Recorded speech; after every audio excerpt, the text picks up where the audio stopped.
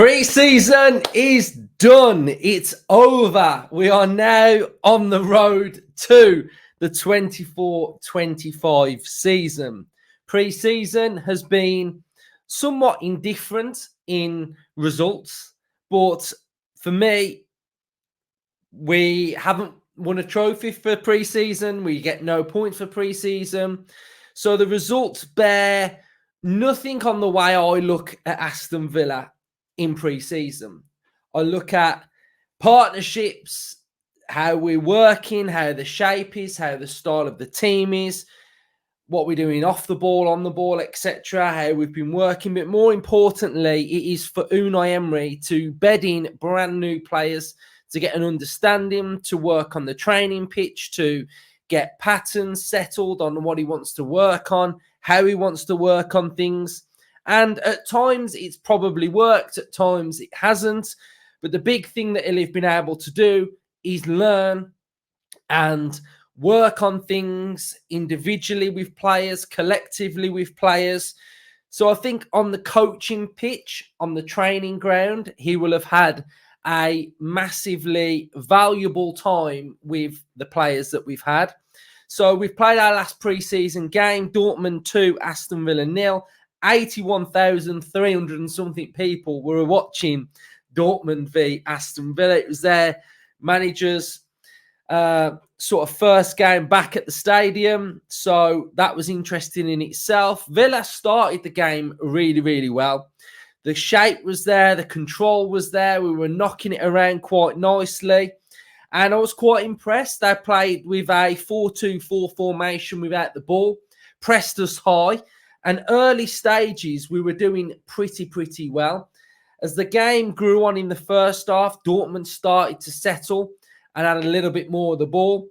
And we gave a penalty away, which for me wasn't a penalty. I have seen it. I don't think it was a penalty. Consas sort of made his tackle. And then about a second after that, the players made contact. And I think it was a dive. I don't think it's a penalty whatsoever. Martinez got a hand to it, nearly saved it. And then we conceded a really poor goal. Pau had the ball in the box, sort of got caught under what he was meant to do, didn't deal with it, and they were able to score from it. So the first one, I don't think was a goal, well, a penalty. And the second one was really, really poor and a bad mistake. That is probably the one thing that I will take away from pre-season, is that we have conceded some very, very bad goals. Bad goals on individual defending, and I think at times collectively. So those errors need to have been ironed out for the start of the season for me. Those errors have been pretty bad. We've gave away poor goals, sloppy goals. And I think it's something that has got to be eradicated. All through the first half, after those moments, we really struggled to keep hold of the ball. We struggled to get it. We struggled once we'd got it to keep it. We were going long. And I just felt like Ramsey, Philogene needed to just come in and show for the ball a little bit more. As the game went on, as the substitutions were made, especially in the second half, we had some brighter moments. Should have been 2-1 with Bailey, who should have shot earlier. He fell to Barkley. Barkley teed up Archer, and that should have been one. Archer had a couple of little chances where he was clean through and he just couldn't get hold of the ball at the very, very end. So they had a lot of the ball. They had a lot of possession. They were at home. I thought we were okay in the grand scheme of it. I think there's a lot to work on, a lot to get better at. But I think over the course of the whole pre-season, from what Emery's had to deal with new players coming in, I think we'll be fine. You know, there's been I'm not going to say a lot, but there's been a vibe from a few that have been a little bit concerned about where we are going into the new season. I'd say I'm not concerned. I think I am understanding of probably that we're 2 players short in attack and in defence. Now, I think when them players come in, I think we'll be a good team. I think we'll be a really good team. I think we are a good team. And I think to judge on pre-season, with the amount of variables that you have to have in pre-season, we've probably not fielded our strongest 11 yet. We are bedding in new players into a system, and some will take time, some won't take time, some will hit the ground running straight away from day one in the Premier League. So I think with all these little variables that make that impact, I think you have to caveat those thoughts with a sense of judge it when the season goes, judge it when the season starts, judge it after the window has ended. And that's just where I'm at. I think we'll be fine. I think we're a good team. I think when Watkins comes back into the 11, we'll look a lot different going forward. We haven't played our best striker yet. We've just had a 45 minutes from Concert and Martinez. I think Onana is sort of learning and getting to use with how we want to play. I think Ramsey's looking slightly better, although I think he needs to just show for the ball a little bit more. But there were signs in the first half, especially in the first 15, 20, when he was breaking through. I thought he looked good. So I think there's signs there, and I think just take pre-season for what it is. Unai learning and understanding of what he wants from these players and the information that a lot of these new players will have had. We've just lost to a team that made the final of the Champions League. This is a very, very good team that we've played today, away in front of 81,000 people. So, yeah, I think it is what it is, isn't it? I mean, pre-season, if we'd have won absolutely every game in pre-season and then lost to West Ham, like what we did against Newcastle, who mentions a good pre-season? What happens if we beat West Ham at the London Stadium 2 or 3-0 next week? Nobody's going to be going, oh, yeah, but we were still crap in pre-season, though. Like, do you know what I mean? Like, next week is important because what we'll have next week is we'll have those hour-long, 2-hour-long video analysis sessions from Unai. And that's where Unai starts to come into his own as well. I think when I look at Villa and when I've looked at Villa in the past as a team, it's all about those individuals, isn't it? And it's all about those individual players. But now at Villa, I don't look at Villa and I think we're a team of like individuals. We're a team. But for me, one of the biggest individuals, the most important individual is Unai Emery. He, for me, is the most important person. So whether we sign João Felix or whether you don't want João Felix, the most important person in that scenario, in turn, is Unai Emery.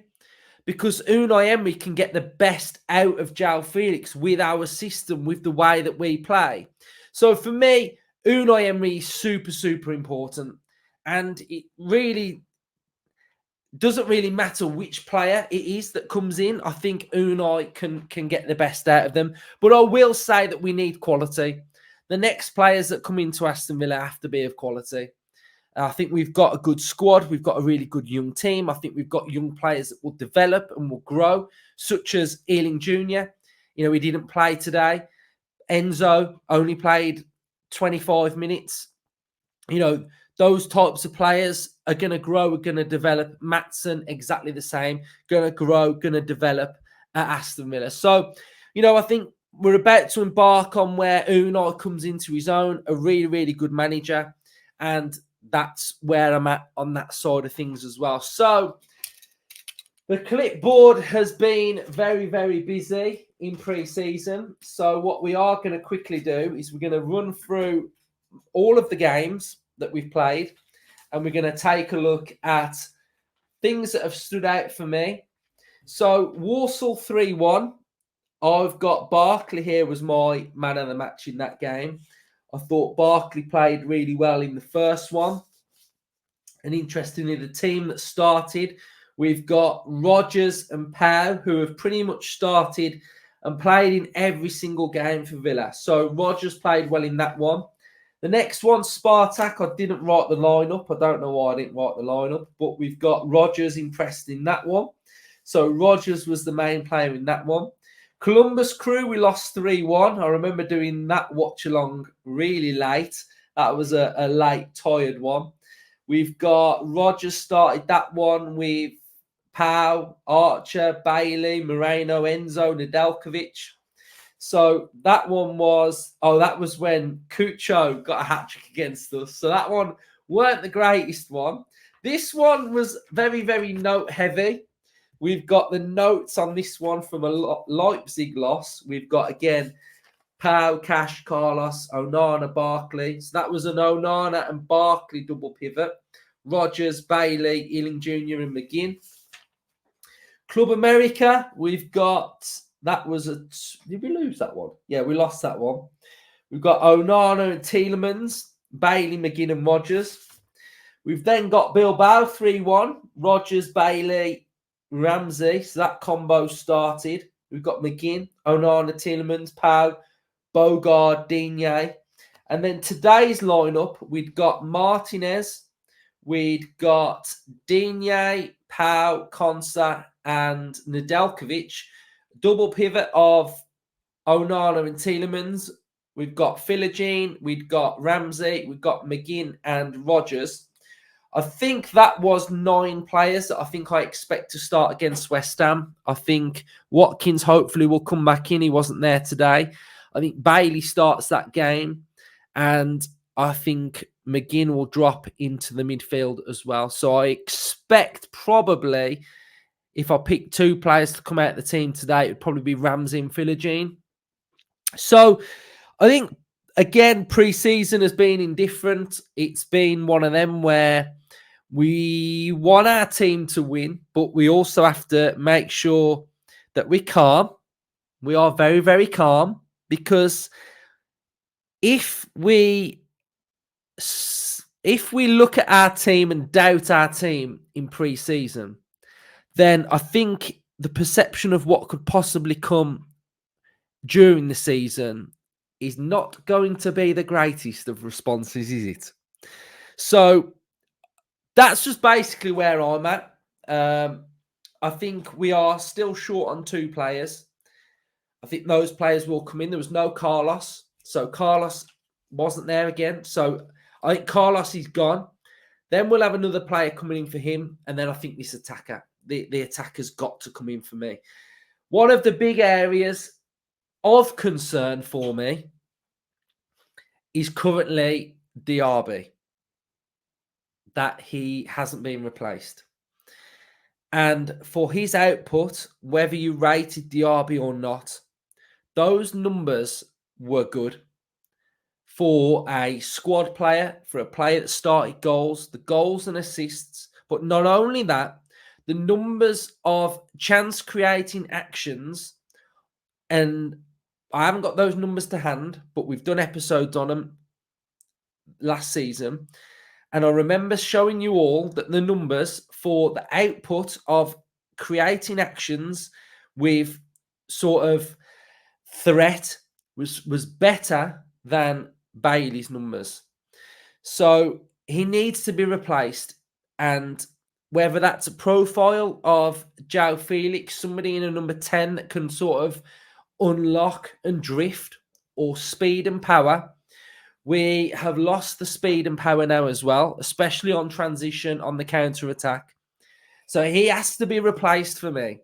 And that was probably be, if I had to have a worrying aspect of it, that would probably be my biggest area of concern, is that threat.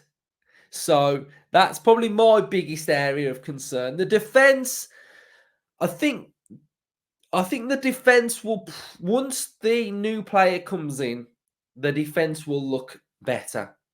I think it'll look better, and it'll look sharper, it'll look crisper.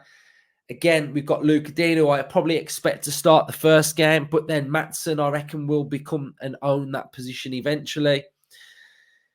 So we are there. Pre-season's done. Let's go. Let's go. So, yeah, I think I've just shown you my areas of concern. I don't really think I've got anything else to say on pre-season. Again, last pre-season, we were playing some really good football. We were playing well. And we lost 5-1 on the opening day. So I think that's basically it. We've got to raise our level for the first game of the season. It's going to be a tough game. But I think we should all not dwell on the pre-season too much and get that excitement level building for the new season. And I'm sure I'll be able to do that. Starting with our season preview, which is going to be live streamed tomorrow evening.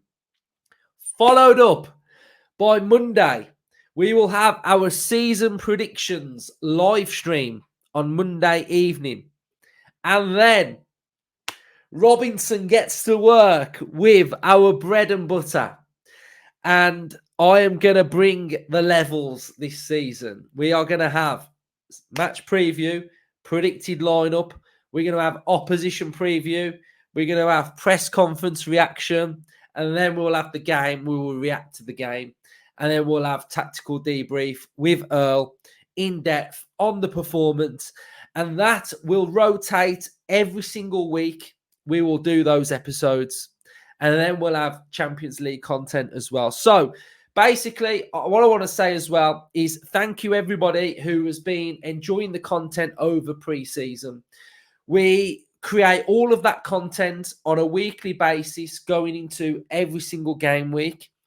Obviously, with pre-season, we don't have our structured content because we're not playing those type of games. The season isn't there. So I try and create fun, engaging transfer content, and also we've done the watch-alongs and we've done the match reactions. So cheers, everybody who has been watching and has been enjoying that content over the course of pre-season. Hopefully, I've been able to entertain you somewhat, especially with another one. Hopefully, there's a couple more. Another one to come as well. So, right, there we go.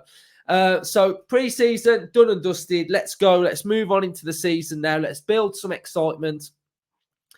Let's go. Club shop opens Friday. I want some new Villa clothes. I want training tops. I want the away kit. So, yeah, hopefully that will be coming out next week as well. So, yeah, just cheers, everyone. You've all smashed it with the love for the channel over pre-season. But let's go. Let's go into Champions League Aston Villa. Let's go. Up the Villa.